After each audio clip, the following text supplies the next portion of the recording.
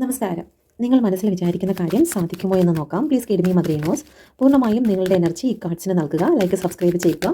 Okay, please guide me mother in-loss. എന്നെ കണ്ടുകൊണ്ടിരിക്കുന്ന വ്യക്തി മനസ്സിൽ വിചാരിച്ചിരിക്കുന്ന കാര്യം സാധിക്കുമോ? ഓക്കെ, നല്ല രീതിയിൽ പ്രാർത്ഥിച്ചതിന് ശേഷം ഇതിലൊരു കാർഡ് സെലക്ട് ചെയ്യുക. ഓക്കെ, ഫസ്റ്റ്, സെക്കൻഡ് നിങ്ങൾ സെലക്ട് ചെയ്തെന്ന് വിശ്വസിക്കുന്നു. നിങ്ങൾ സെലക്ട് ചെയ്ത കാർഡ്സ്, ഫസ്റ്റ് കാർഡ്, നിങ്ങൾ മനസ്സിൽ വിചാരിച്ചിരിക്കുന്ന കാര്യം ഇപ്പോൾ ഈ ഒരു സമയത്ത് ഇലൂഷനിലൂടെയാണ് കടന്നു പോകുന്നത്. നിങ്ങൾ പോസിറ്റീവായിട്ടാണ് നിങ്ങൾ അഫർമേഷൻ ചെയ്യുന്നതെങ്കിൽ അത് നിങ്ങൾക്ക് പോസിറ്റീവായിട്ടും, നെഗറ്റീവായിട്ടാണ് നിങ്ങൾ ചിന്തിച്ചുകൊണ്ടിരിക്കുന്നതെങ്കിൽ അത് നിങ്ങൾക്ക് നെഗറ്റീവായിട്ടും തീരും.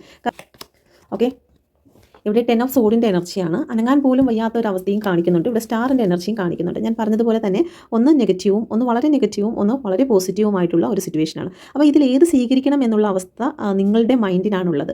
ഇപ്പം രണ്ട് വഴി, ക്രോസ് റോഡാണ്. രണ്ട് വഴികൾ നിങ്ങളുടെ മുമ്പിൽ നിൽക്കുന്നുണ്ട്. അപ്പം ഇത് നെഗറ്റീവായിട്ട് ചിന്തിച്ച് നിങ്ങൾക്ക് നെഗറ്റീവിനെ അട്രാക്റ്റ് ചെയ്യാം. അതല്ല എന്നുണ്ടെങ്കിൽ പ്രപഞ്ചം നിങ്ങൾക്ക് വേണ്ടിയിട്ട് ഒരു സ്റ്റാറിൻ്റെ വഴി, ഏറ്റവും പോസിറ്റീവായിട്ടുള്ളൊരു വഴി നിങ്ങളുടെ മുമ്പിൽ വെച്ചിരിക്കുന്നു. നിങ്ങൾ മനസ്സിൽ എന്താണോ ചിന്തിക്കുന്നത്, നിങ്ങളുടെ നാവ് കൊണ്ട് നിങ്ങൾ എന്താണോ പറയുന്നത്, അതായിരിക്കും നിങ്ങൾക്ക് വേണ്ടി ഓപ്പൺ ആകുന്ന വാതിൽ എന്നാണ് ഇവിടെ പ്രപഞ്ചം പറയുന്നത്. ഓക്കെ, നിങ്ങൾ ഏതെങ്കിലും കാരണത്തിൽ നിങ്ങൾ വളരെ വേദനിക്കുകയും അല്ലെങ്കിൽ നിരന്തരമായിട്ട് അതിനെ ചൊല്ലി ഇങ്ങനെ വിഷമിച്ച് കരഞ്ഞുകൊണ്ടിരിക്കുന്ന ഒരു അവസ്ഥയുണ്ടെങ്കിൽ അത് ഈ നിമിഷം നിങ്ങൾ സ്റ്റോപ്പ് ആക്കുക.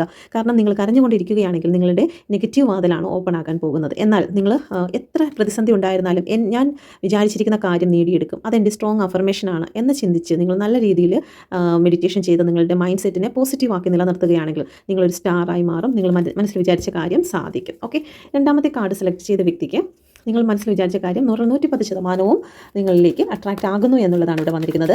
കിങ് ഓഫ് പെൻറ്റിക്കിളിൻ്റെ എനർജിയാണ്. മെറ്റീരിയലിസ്റ്റിക് ആയിട്ടുള്ള ചില കാര്യങ്ങൾക്ക് വേണ്ടിയിട്ടാണ് നിങ്ങൾ ഈ ഒരു കാർഡ് സെലക്ട് ചെയ്തിരിക്കുന്നതെങ്കിൽ തീർച്ചയായിട്ടും അത് നിങ്ങളിലേക്ക് വന്നു ചേരും. ഓഫ് പെൻറ്റിക്കിളിനാണ് വാല്യൂ വന്നിരിക്കുന്നത്. Please guide me mother in-loss. എന്തുകൊണ്ടാണ് കിങ് ഓഫ് പെൻറ്റിക്കിളിൻ്റെ എനർജി വന്നിരിക്കുന്നത്? ഓക്കെ, 7 ഓഫ് വാണ്ടിൻ്റെ എനർജിയാണ്. തൻ്റെ നിലപാടിൽ ഉറച്ചു നിൽക്കുകയും വരുന്ന പ്രതികൂല സാഹചര്യങ്ങളെ ഫൈറ്റ് ചെയ്ത് വിജയം കൈവരിക്കുകയും ചെയ്യുന്നതായിട്ടുള്ള ഒരു സിറ്റുവേഷനെയാണ് ഇവിടെ കാണിക്കുന്നത്.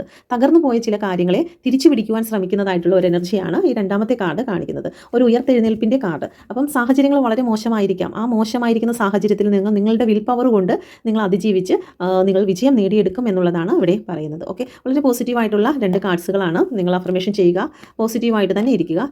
ജീവിതത്തിൽ സക്സസ് തീർച്ചയായിട്ടും നിങ്ങൾക്ക് നേടിയെടുക്കാൻ സാധിക്കും.